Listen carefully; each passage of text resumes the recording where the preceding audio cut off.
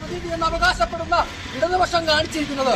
ആ ഇടതുപക്ഷത്തിന്റെ അഴിമതികൾക്കെല്ലാം കൂട്ടുനിൽക്കുന്ന ഉടമടിക്കുന്ന പിണറായി വിജയൻ മുഖ്യമന്ത്രി സ്ഥാനത്ത് തുടരാൻ യാതൊരുവിധ അവകാശങ്ങളുമില്ല എന്ന് മാത്രമാണ് ഈ അവസരത്തിൽ എനിക്ക് പറയുവാനുള്ളത്.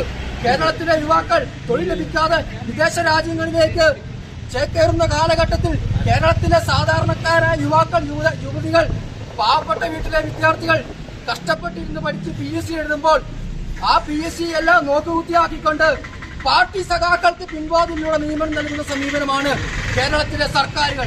മാറി മാറി വരുന്ന സർക്കാരുകൾ കേവലം ഇടതുപക്ഷത്തിൽ മാത്രം ഒതുങ്ങി നിൽക്കുന്നതല്ല.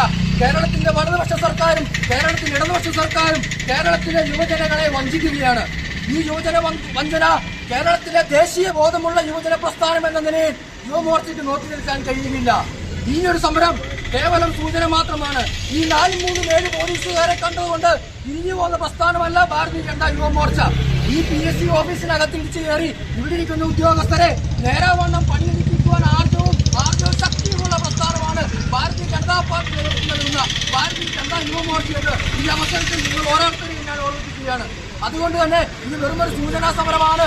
കേരളത്തിലെ യുവജനങ്ങളെ വഞ്ചിക്കുന്ന നിലപാടാണ് കേരളത്തിലെ ഇടതുപക്ഷ മുന്നണി